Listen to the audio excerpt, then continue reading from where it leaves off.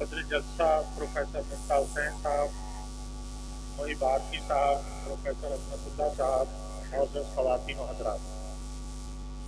मोहिब आरफी साहब की किताब जो तनक़ीद और तहक़ीक़ का एक इम्तिज़ाज है, नाम उसका है मीर तक़ी मीर और आज का ज़ौक़ शेरी।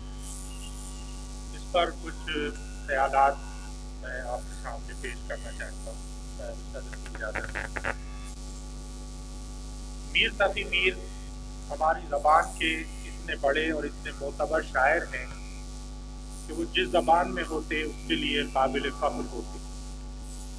इसलिए हमारी अक़ीदत या मीर शनासी की गहराई व गहराई ने उन्हें खुदाए सुखन के मर्तबे में फायज कर दिया तो कोई ताज्जुब की बात नहीं। लेकिन ताज्जुब इस बात पर ज़रूर होता है कि इतने बड़े और इतने अहम शायर के बारे में हमारा रवैया अक़ीदत से आगे बहुत कम ही जाता है। वालेहाना अंदाज में मीर के अशार पे सर धुलना और उनकी कुल्लियात को अक़ीदत के साथ चूम लेना तो गुज़श्ता कमोबेश 200-250 साल से जारी है। लेकिन मीर के बाब में ऐसे तहक़ीक़ और तनक़ीदी कारनामे कम सर अंजाम पाए हैं जिन्हें मीर शनासी के ज़िम्न में नागज़ीर हवालों की हैसियत हासिल हुई हो। ख्वाजा अहमद फ़ारूक़ी की एक किताब मीर की शायरी और हयात के बारे में मिलती है। इसमें भी मुतअद्दिद खामियाँ हैं। इससे हटकर जो कुछ लिखा गया है वो नुकूश के मीर नंबर की जिल्द अव्वल और जिल्द दुगम में समा गया है। इस सूरत हाल को देखते हुए जी चाहता है कि मीर पर इस तरह काम हो कि मीर शनासी का हक अदा होता रहे। आखिर इसका क्या सबब है कि मीर ने इतनी आसान ज़बान में शायरी की है और अपने फ़लसफ़ियाना और माबादत तबियाती ख़यालात और महसूसात के बावजूद अवाम से ही गुफ्तगू करते रहे, लेकिन उनकी शायरी की तफ़हीम पर बहुत कम तवज्जो दी गई। खुद उनकी ज़िंदगी में ये आलम था कि शहरों मुल्कों में जो ये मीर कहाता है मियाँ, मीदनी है वह बहुत कम नज़र आता है मियाँ। 20वीं सन के मुताबिक अपनी वफ़ात के 185 साल के बाद भी मीर मीदनी होकर भी हमारे अदबी रिसालों और नक़ादों और मुहक़्क़िक़ों की तहरीरों में बहुत कम नज़र आता है। तो मैंने इसके सबब का सवाल उठाया था। इसके जवाबात तो कई हो सकते हैं, लेकिन एक जवाब मुझे वाक़यात मीर ही में मिल गया। एक रोज़ कुछ लोग मीर साहब की खिदमत में हाजिर हुए और कलाम सुनाने की फरमाइश की। मीर साहब ने इनकार किया। वो इसरार करते रहे और ये इनकार बिलाखिर गोया हुए कि मेरा कलाम आप हजरात की समझ में नहीं आएगा। वो बोले, हजरत हम अनवरी और खाकानी का कलाम समझ लेते हैं, तो आप तो फिर हमारी ही ज़बान के शायर हैं। मीर साहब ने फरमाया, अनवरी और खाकानी की 20 शरहें मौजूद हैं। मेरी शायरी को समझने के लिए जामा मस्जिद की सीढ़ियाँ गिनना पड़ेंगी। तो अंदाज़ा हुआ कि मीर के लिए कोई मेहनत करने को तैयार नहीं। 6 दीवान उर्दू के, एक फारसी का, फिर नसरी तहरीरें, तज़किरतुश्शोरा वगैरह कौन खंगा ले। बेहतर है कि मीर परस बन जाएं और उल्टे सीधे शेर कहकर बार बार ऐलान करें कि हम ज़ुर्रियत मीर से हैं। खुशी हुई कि अब के मीर की शराबी हो गई और वो भी अनवरी और खाकानी के सफ़ में शामिल हो गए। शरह कलाम मीर का ये मुश्किल काम हमारे जाने पहचाने और मोहतरम शायर जनाब मोहिब आरफी ने किया।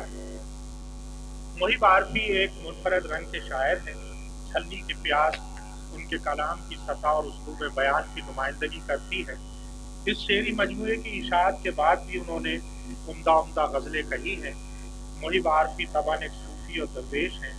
अपने कलाम में भी इंसानी वजूद के बुनियादी और तकवीनी मसाइल ही से सरोकार रखते हैं। मुताले की बाबत थोड़ा बहुत जो मुझे मालूम है वो ये है कि मोहिब आरफी कदीम और जदीद शायरी और अदब के अलावा फ़लसफ़ा, मजहबियात, नफ्सियात और साइंस का भी मुताला करते हैं। अलबत्ता मुझे कुछ यूँ महसूस होता है जैसे साइंस की एक ख़ास शाख से उन्हें गहरा शग़फ़ है, जिसे मैं मुतसव्विफ़ाना साइंस कह सकता हूँ। वो मुताले के साथ साथ गौर व फिक्र भी करते हैं और उनकी ताज़ा तरीन किताब मीर तक़ी मीर और आज का ज़ौक़ शेरी उनके बरसों के गौर व फिक्र ही का नतीजा है। इसी किताब में एक मुजदा ये भी है कि वो गालिब पर भी एक ऐसी ही किताब लिखने का इरादा कर चुके। میر پر اپنے ایک مضمون میں ناصر کاظمی نے مولانا روم کی اس مشہور شاعر کی طرف اشارہ کیا ہے: چند اندھوں نے ہاتھی کو اپنے اپنے طور پر ٹٹولا، کسی نے دم کو محسوس کیا، کسی نے کان، کسی نے سونگ، کسی نے دانت اور کسی نے ٹانگ، اور باہم مل کر طرح طرح کی قیاس آرائیاں کرنے لگے۔ یہی قصہ بڑے شاعر کا ہے کہ وہ آسانی سے قابو میں نہیں آ سکتا۔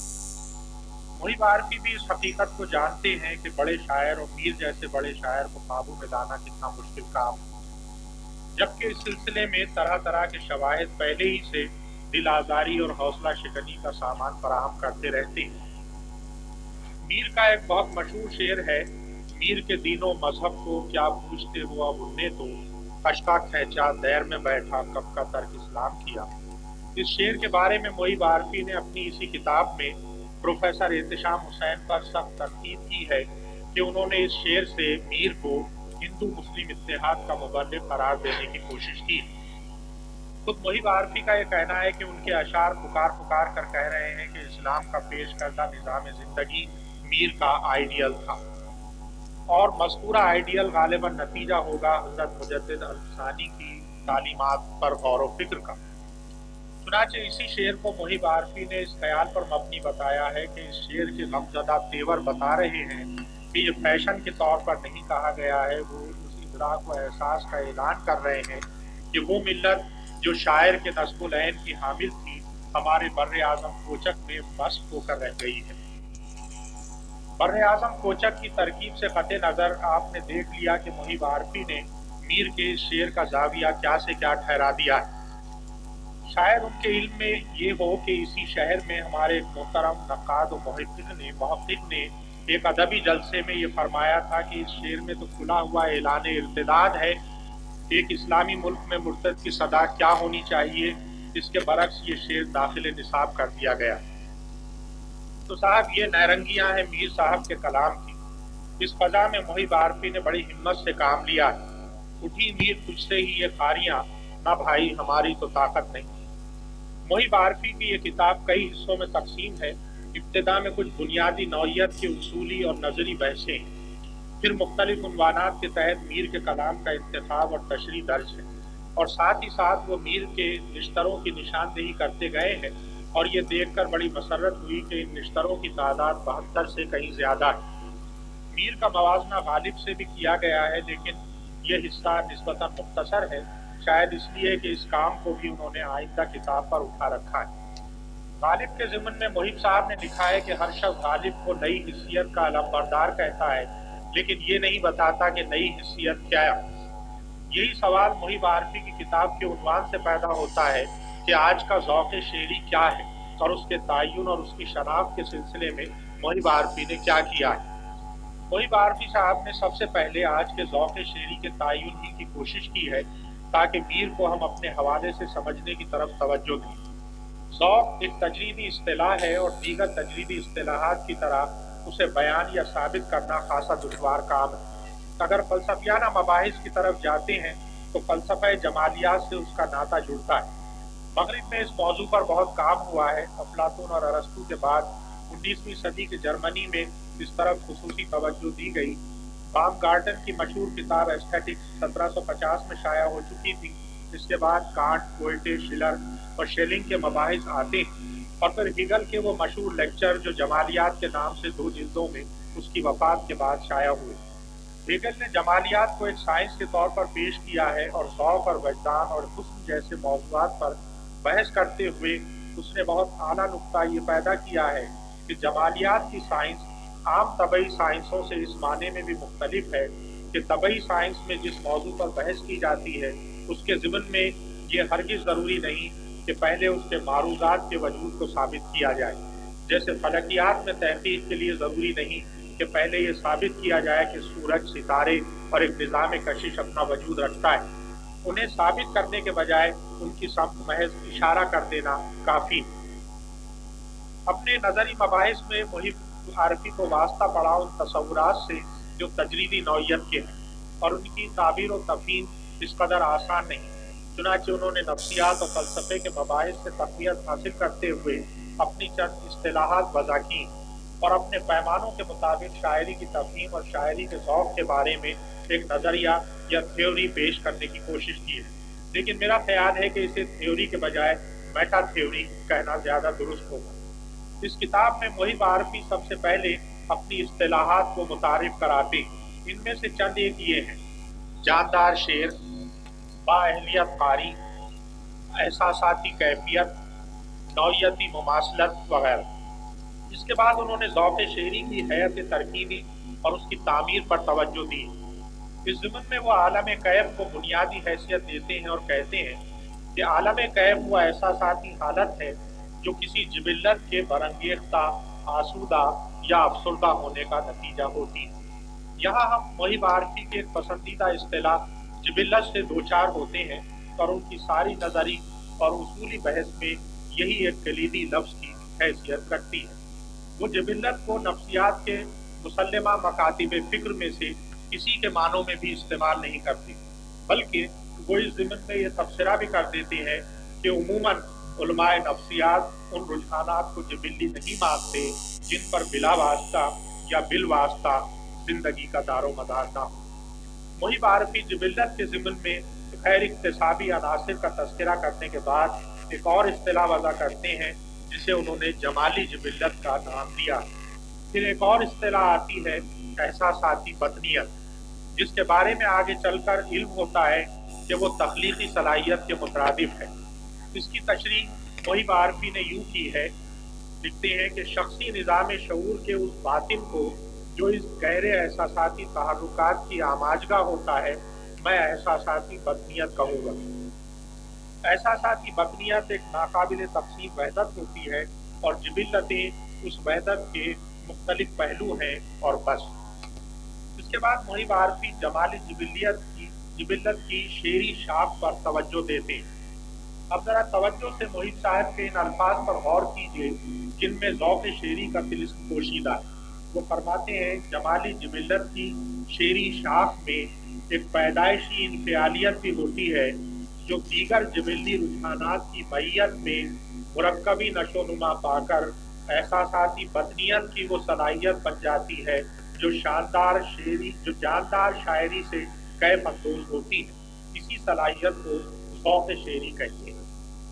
आगे चलकर मुहिब आरफी ने आगाज़ कायनात के मफरूज़ात और साइंसी मालूमात का भी तज़किरा किया है, लेकिन हमारा ख्याल था कि ज़ौक़ शेरी के साथ आज के साबिक़े को पेश नज़र रखते हुए वो इस अहद के उन ज़हनी हुकूक़ों का जायज़ा लेंगे जो बराबर वसी से वसीतर होते जा रहे हैं, और उस वक्त एक वो मंजिल आएगी जिसे हम आज के ज़ौक़ शेरी से ताबीर कर सकेंगे, लेकिन ऐसा नहीं हो सका। चुनांचे पढ़ते वक्त ये राय कायम हो जाती है कि ये दरअसल मुसन्निफ़ और नक़ाद का अपना ज़ौक़ शेरी है जिसे उसने आज का ज़ौक़ शेरी करार दिया है, और इसकी तस्दीक खुद मुहिब आरफी के इन अल्फाज से हो जाती है। लिखते हैं मेरा ज़ौक़ वो जैसा कुछ भी है ऐदे हाजिर ही का परवरदा है। इस बिना पर मेरा क़यास है कि मेरे नताइज मुताला के बेशतर हिस्से से मेरे बहुत से हमअस्ल साहिबान ज़ौक़ मुत्तफ़िक़ होंगे। इसके बाद हमें ये जुस्तजू होती है कि आखिर मुहिब आरफी साहब का शेर शनासी और शेर फहमी का तरीक़ेकार क्या है। तो इस ज़िम्न में हमारी रहनुमाई इस तरह हो जाती है। तो शेरों से कैफ अंदोज होने के लिए मैं अपने ज़ौक़ शेरी को आज़ाद छोड़ देता हूँ। जिस शेर में अव्वल दर्जे की कैफियत अंगेज़ी मुझे महसूस हो गई उसके मुख्तलिफ पहलुओं पर मैं बाद में गौर करता हूँ, यानी शेर के मुताल्लिक़ ये फ़ैसला मैं पहले कर लेता हूँ कि वो अव्वल दर्जे का है, इस फैसले का जवाब बाद में तलाश करता हूँ अनकोट। इस तरह हमें अंदाज़ा हो जाता है कि मुहिब आरफी का तरीक़ेकार साइंसी नहीं है, विजदानी है, और इसे आप हमारे कदीम मुतकल्लिमीन का अंदाज़ कह सकते हैं जो पहले किसी चीज़ की अकमलियत और सदाकत को मान लेते थे और उसके बाद दलाइल और शवाहिद से उसे साबित करते थे। शायद यही वजह है कि मुहिब आरफी शेर शनासी का कोई फार्मूला वज़ा नहीं कर सके। वो अपनी किताब के सफ़ा 29 पर लिखते हैं, मैं कोई फार्मूला ऐसा दरियाफ्त नहीं कर पाया हूँ कि फ़ला फ़ला खूबियाँ जिस शेर में होंगी वो लाज़िमन क़द्र अव्वल का शेर होगा। मैंने अभी अर्ज़ किया था कि जिबिल्लत मुहिब आरफी के नज़री मबाहिस की कलीदी इस्तिलाह है। मुहिब आरफी ने हर खिल्क़ी मेलान को जिबिल्लत से ताबीर किया है, चुनाचे वो जमाली जिबिल्लत जैसी तरकीब वज़ा कर देने के बाद अखलाकी, इल्मी और तहकीकी जिबिल्लत जैसी इस्तिलाहों से भी हमारा तारुफ कराते हैं। मुहिब आरफी की इस काविश को कद्र की निगाह से देखना चाहिए कि उन्होंने बरसों की रियाजत के बाद अपने गौर व फिक्र का माहसल इस अंदाज से पेश कर दिया है। मुहिब आरफी एक संजीदा, पढ़े लिखे और रोशन ख्याल इंसान हैं। उन्होंने मुतादिद नक़ादों, मुफक्किरों, फ़लसफ़ियों और माहिरीन नफ्सियात से अपनी किताब में इख्तिलाफ किया है। चुनांचे हमें भी इसका हक है कि हम मुहिब आरफी से इख्तिलाफ करें। एक अच्छी और जिंदा किताब की खूबी यही है कि उससे बहस की नई राहें निकलें और लोग अपने अपने अंदाज में ज़ेर बहस मौज़ूआत के रद्द कबूल में अपनी अपनी दलीलें पेश कर सकें। इस एतबार से मुहिब आरफी की ये किताब अहले इल्म व अदब को दावत फ़िक्र देती है। शायरी लफ्ज़ों का फ़न है। गालिब ने कहा था, गंजीनए मानी का तिलिस्म उसको समझिए जो लफ्ज़ के गालिब मेरे अशार में आवे। जोश मलियाबादी ने कहा, अल्फाज के सर पर नहीं उड़ते माना, अल्फाज के सीनों में उतर कर देखो। मायकोफस्की अपनी एक नज़्म में कहता है, एक लफ्ज़ की खातिर अल्फाज के हज़ारों टन वज़नी मादन को खोदना पड़ता है। फिर यहाँ गालिब याद आते हैं, जिगर क्या हम नहीं रखते कि खोदें जाके मादन को। और फिर मीर साहब की आवाज़ उभरती है, मिसरा कभू कभू कोई मौजू करूँ मैं, किस खुश सलीक़गी से जिगर खूँ करूँ मैं। तो शायरी अब लफ्ज़ों के फन से आगे निकलकर खुश सलीक़गी से जिगर खूँ करने के मरहले में दाखिल हो जाती है। इस पेचीदा तह दर तय मरई और गैर मरई तरीक़ेकार को कोई कैसे समझे और कैसे समझाए, यकीनन ये एक दुश्वार काम है। और कभी कभी तो माकूल शायर को ये शिकायत तक हो जाती है कि शेर मरा में मदरसा कैबुल, और कभी शेरों के इंतखाब से रुसवाई का सामान पैदा हो जाता है।